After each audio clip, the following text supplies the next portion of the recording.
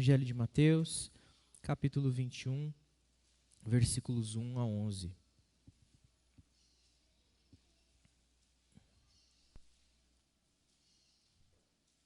E ainda em pé, acompanhar a leitura que eu farei. Mateus 21, 1 a 11.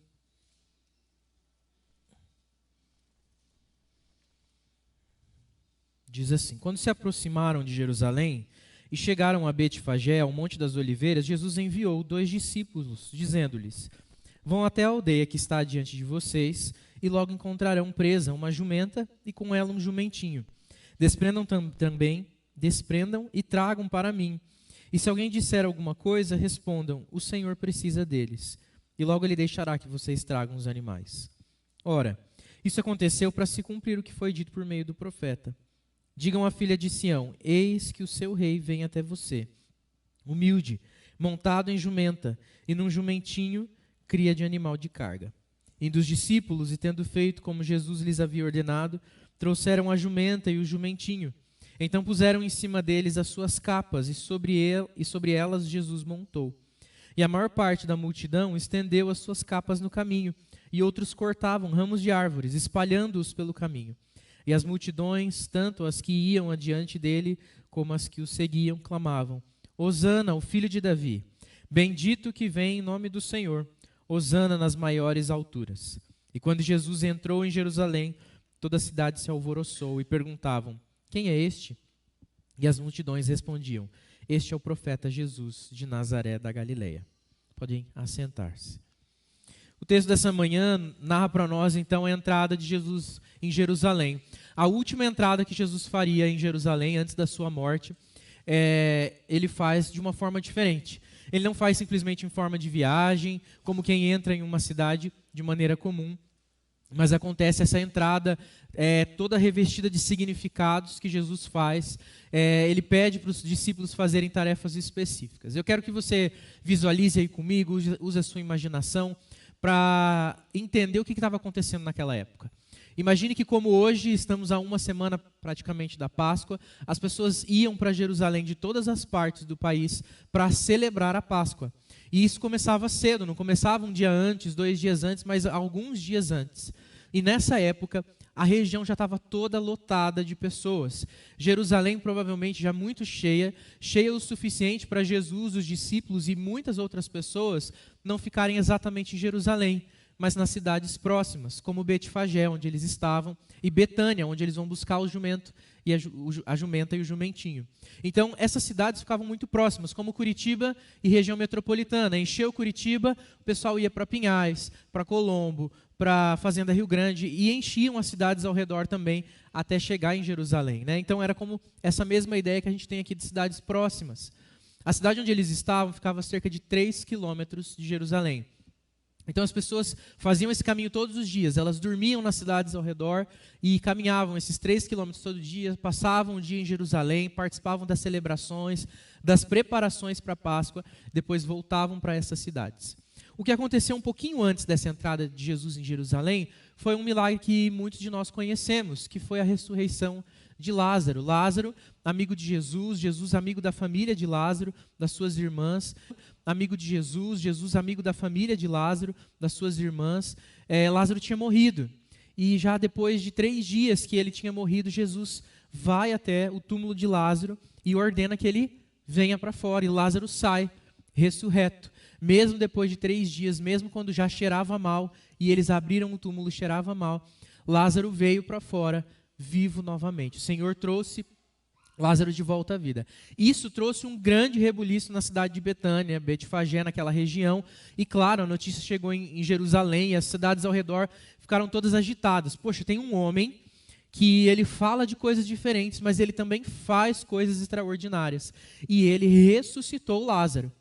Isso causa um alvoroço tão grande que os fariseus, que já não gostavam de Jesus, começam a planejar a sua morte, mas também a morte de Lázaro. Se a gente for olhar essa mesma narrativa lá no Evangelho de João, no capítulo 12, a gente vai ver que fala que os fariseus eles queriam matar Lázaro, para diminuir esse burburinho, para acabar com essa história de que Jesus estava ganhando uma grande importância. Então a multidão estava muito atenta a tudo que Jesus fazia naquele momento. E Jesus, então, caminhava para Jerusalém, como cada uma daquelas pessoas, para celebrar a Páscoa. Ele ia passar os próximos dias ali e celebraria a Páscoa. Mas ele, então, resolve entrar em Jerusalém de uma forma, de uma forma especial, de uma forma específica. Ele tinha um propósito específico na sua entrada e, por isso, ele pede aos discípulos que se dirijam até a aldeia próxima, que era a aldeia de Betânia. Eles estavam em Betfagé e vão para Betânia, ali logo vizinho. E ele diz exatamente o que ia acontecer lá. Vocês vão encontrar lá uma jumenta, amarrada junto com um jumentinho, e vocês vão trazer eles para mim. Há elementos curiosos, né? E eu não quero aqui espiritualizar, mistificar o texto, mas para a gente ver a precisão daquilo que Deus faz e como Ele faz as coisas sem casualidade, mas com assertividade, porque Ele é soberano e conhecedor de todas as coisas. Mas era muito comum naquela época, se você assistiu aí às aulas de cultura judaica, que os animais ficassem dentro de casa, numa área da casa abaixo do solo onde as pessoas ficavam. E aqueles animais não, eles estavam do lado de fora amarrados, como que prontos para alguém usá-los. Jesus conduz os discípulos exatamente para esses animais, como se eles estivessem esperando alguém vir buscá-los para serem usados. A gente não sabe se Jesus mandou buscar esses animais na casa de alguém que ele já conhecia e que já tinha oferecido ajuda por alguma coisa e a pessoa dissesse, olha, é Jesus que precisa disso aqui e ele liberaria, ou se é ato soberano de Deus, extraordinário mesmo, onde Deus preparou aquele jumento para que Jesus pudesse entrar em Jerusalém. Então acontece isso, os discípulos vão lá, encontram essa jumenta e o jumentinho, trazem os dois até Jesus. E eles fazem algo interessante, eles montam uma cela, né, para Jesus. Mas essa cela não era a cela comum, como eles costumavam fazer. Então eles jogam as suas roupas, eles tiram a capa, a roupa superior, né, não a sua túnica, a roupa básica, mas a roupa de cima, sobre o jumento, para que se tornasse algo mais cômodo para Jesus sentar. Esse não é simplesmente um ato de conforto para Jesus, mas um ato de reverência. Eles fazem isso em reconhecimento que eles querem que Jesus sente da melhor maneira, do melhor jeito, que ele tenha um conforto, que ele desfrute de qualidade ao montar naquele animal. Então não é jogada uma capa, mas aqui diz que os discípulos jogavam as suas capas sobre o jumento, todos eles de alguma forma reconhecendo aquilo que Jesus estava fazendo. Eles conheciam, ou talvez já tinham ouvido falar, ou tinham alguma noção das profecias. Eles já tinham ido alguma vez ao templo, à sinagoga, e ouvido falar sobre a profecia de Zacarias. A profecia que está lá em Zacarias, capítulo... Deixa eu achar aqui a minha referência.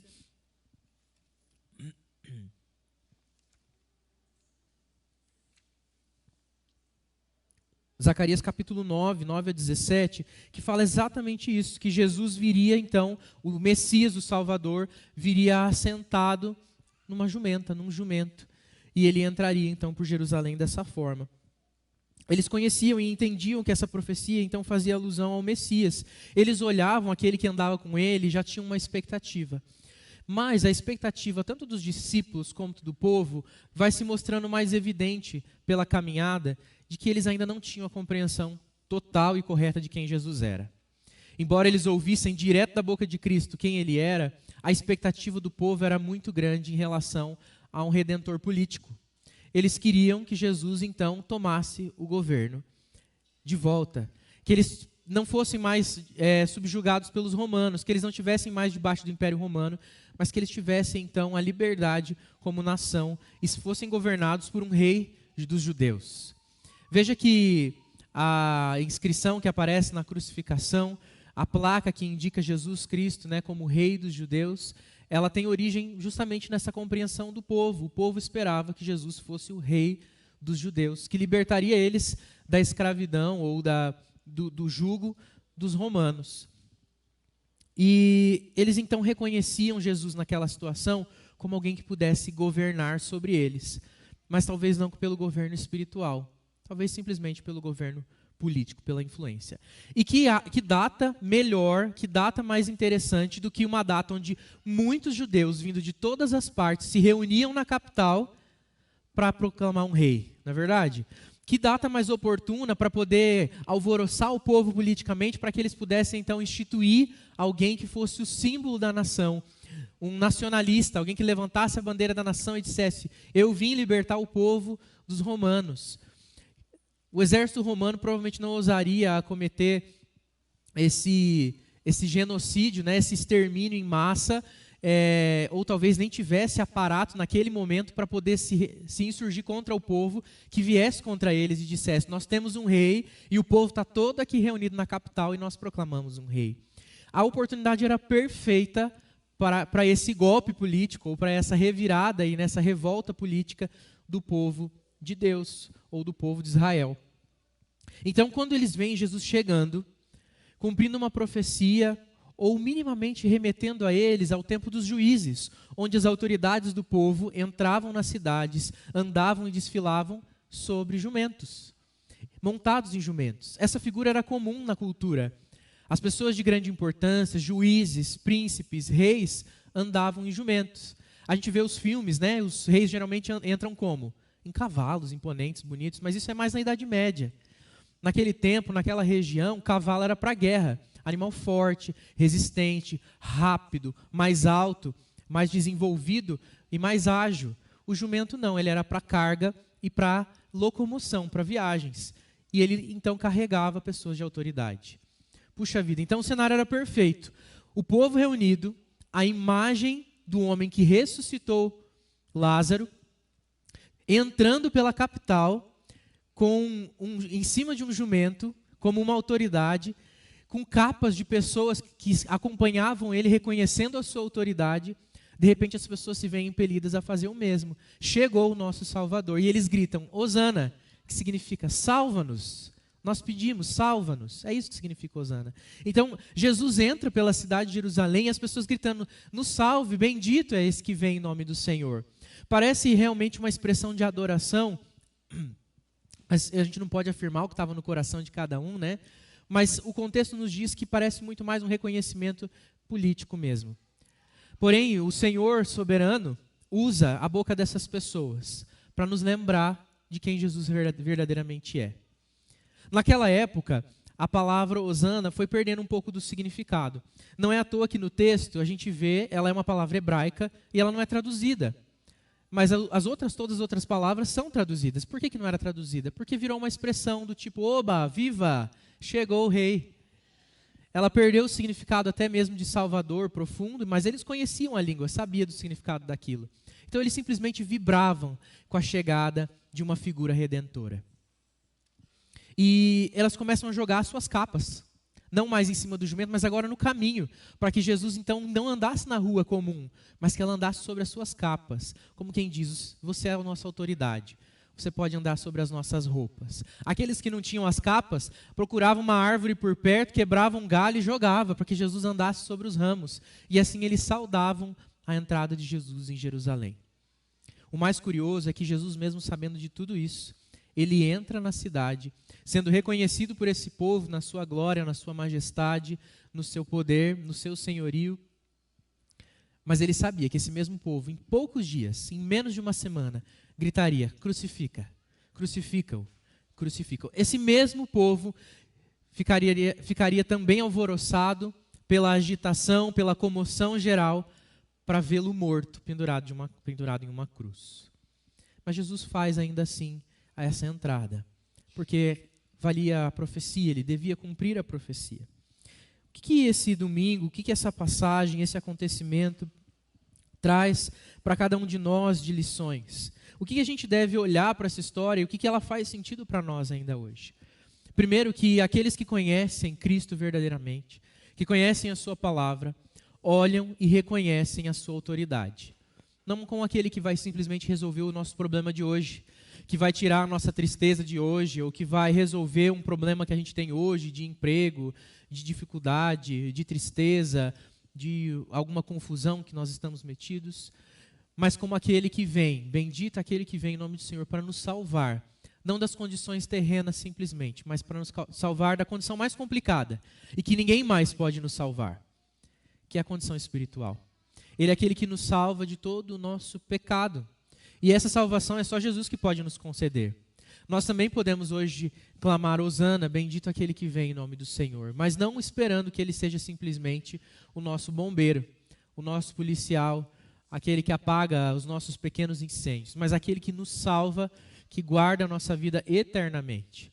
E essa verdade não pode ser desfeita. Bendito é Jesus Cristo, que vem em nome do Senhor para salvar aqueles que são seus. E é isso que deve nos trazer aqui nessa manhã, a casa de Deus. É isso que deve nos dar fôlego de vida todos os dias. Jesus veio para salvar e Ele salva. Ele sim tem poder para salvar. Jesus é aquele também que nos leva a celebrar a vida que Ele nos concede. Jesus é aquele que tem autoridade sobre todas as coisas, que pode organizar até mesmo a sua entrada com o jumento, mas que pode organizar toda a nossa vida, que pode prover tudo aquilo que nós precisamos. Se Ele podia providenciar um jumento, se Ele podia mover alguém a deixar um animal amarrado, Ele pode mover qualquer coisa para também colaborar para o nosso bem, para que a nossa vida seja sustentada, e nós podemos confiar nesse Deus poderoso. Mas nós também somos chamados a verdadeiramente conhecer a palavra. Veja o que diz o último versículo que nós lemos, que as pessoas, quando eram perguntadas, mas quem que é este que está todo mundo reverenciando? Que alvoroço é esse? Eu cheguei agora, eu não estou vindo nem de Betânia, nem de Betfagé, eu venho de mais longe, e eu nunca ouvi falar desse homem, mas pelo jeito ele é alguém muito conhecido por aqui. E as pessoas não responderam, ele é o Messias, o Salvador de Deus. Elas respondiam, ele é o profeta Jesus, o Nazareno, da Galileia. Eles respondiam simplesmente quem ele era como figura humana, não compreendiam quem ele era espiritualmente. Essa é uma confusão que fazem aqueles que não conhecem a palavra de Deus verdadeiramente. E eu e você corremos o risco de diminuirmos quem Jesus é quando as pessoas nos perguntam, simplesmente porque a gente não sabe quem ele é de fato. Nós somos convidados a conhecer as profecias de Deus, a sua palavra, as escrituras, para que quando nós formos questionados, quem é esse? A gente possa dizer, ele é Jesus, o Salvador da minha vida. Ele é Jesus, o Filho de Deus. Ele é Jesus, o único que pode nos livrar da condição de morte eterna. Ele é Jesus, o Redentor que veio para salvar. Ele é o bendito que veio em nome do Senhor. E não simplesmente dizer, ele é Jesus, uma figura histórica. Ele é Jesus, um homem que viveu há muitos anos. A gente pode dizer mais do que isso. Quando nós conhecemos ele pelo relacionamento profundo, pela vida de oração, pela leitura da palavra. Ontem nós tivemos um encontro dos jovens e falamos sobre isso. Será que a gente conhece a Escritura? Será que as pessoas perguntarem para a gente sobre as Escrituras, nós sabemos falar sobre elas? Ou a gente fica desesperado porque a gente não lembra de nada, nem de um versículo, nem de um texto, porque a gente não está comprometido? Mas será que se eu perguntar para você qual que é a sequência de filmes dos heróis, qual que foi o resumo da semana da novela, qual que é o nome do jogador do seu time de futebol, a gente guarda essas informações todas. A gente guarda uma série de informações sobre uma série de coisas. Se eu perguntar coisas técnicas do seu trabalho, que, claro, você lida no dia a dia, você vai saber me dizer sobre muitas delas. E coisas, às vezes, muito complexas, coisas que pouca gente sabe, mas você, lidando com isso todos os dias, sabe. Se a gente tiver esse mesmo manuseio da palavra de Deus e tiver o apreço pela Escritura, pelo conhecimento de Deus, nós também vamos poder falar com naturalidade, sem esforço, das coisas do Senhor. Nós somos chamados, então, por esse acontecimento, a conhecer a Escritura e anunciar o Salvador de forma completa, de forma mais profunda, realmente como conhecedores, como amigos de Deus, sobretudo. E nós somos, por fim, chamados a reconhecer a majestade, a glória de Deus, o Rei sobre todas as coisas, que governa perfeitamente sobre o mundo, que é mais do que o homem que entrou sentado num jumento, que é mais do que uma figura política que redime a gente de alguma condição de opressão política, ou situação social, ou condição, seja ela qual for, econômica, que nos livra de situação de guerra, mas é aquele que nos liberta da verdadeira prisão, do pecado e da morte, daquele que morreu por nós, daquele que nos ama, aquele que tem o nome que está acima de todo nome, que nós podemos ter total confiança, porque ele exerce governo perfeito sobre toda a nossa vida. E é por isso que nós não precisamos viver desesperados por nada. Deus é o nosso Salvador, Jesus Cristo, nosso Redentor, e nós podemos confiar nele eternamente. Amém? Que nessa verdade nós possamos caminhar no dia de hoje, mas em toda a nossa vida. E eu convido você, a partir dessa mensagem, se preparar ao longo dessa semana também para a celebração da Páscoa. Que não seja mais uma data no calendário, mais um dia para você comer chocolate, mais um dia para você vir à igreja simplesmente pelo costume, mas que seja um tempo de reflexão mesmo, na obra de Cristo, no nosso comprometimento com Ele, na sua ressurreição, na vida que Ele nos concede e na verdadeira libertação do pecado. Quais são os pecados que você tem carregado e que você pensa que Deus não pode te libertar? Eu quero dizer para você que sim, Ele pode, Ele é o único que pode. Se apegue a Jesus, busque a Ele, confie nele. Eu quero convidar você a orar mais uma vez comigo, enquanto nós também já nos preparamos para o tempo de ceia, na presença do Senhor. E eu vou convidar já o pastor, os presbíteros que venham à frente, à mesa, para que nós possamos então passar o tempo da ceia, mas antes nós vamos orar para que Deus nos abençoe.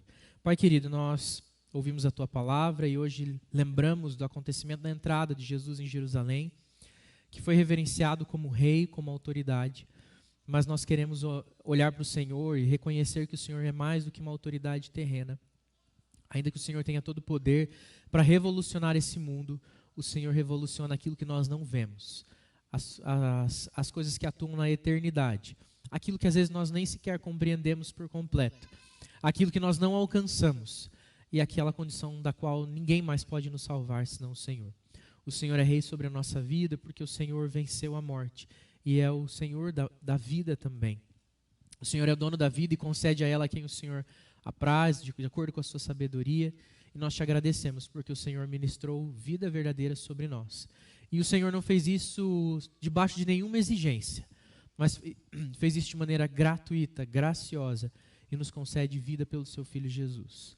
A tua palavra diz que aquele que crer com o coração e confessar com os lábios é salvo por ti. E por isso nós cremos, Senhor, com o nosso coração. E confessamos em alta voz, somos de Cristo. Fomos comprados pelo sangue de Jesus. Fomos libertos da morte e do pecado. E servimos a um Deus maravilhoso, Rei sobre toda a terra, majestoso, poderoso, de poder infinito, de poder eterno, de poder imensurável. Te agradecemos por essa verdade. E pedimos que o Senhor nos conduza agora também no tempo de celebração da ceia, que lembramos da morte do Senhor até que Ele venha, que celebramos a aliança que o Senhor fez conosco e que o Senhor mantém fiel o seu compromisso conosco, apesar de nós. Te louvamos por tudo isso e nos colocamos diante do Senhor, disponíveis para te servir e te obedecer em nome de Jesus. Amém. Amém. A palavra nos conta que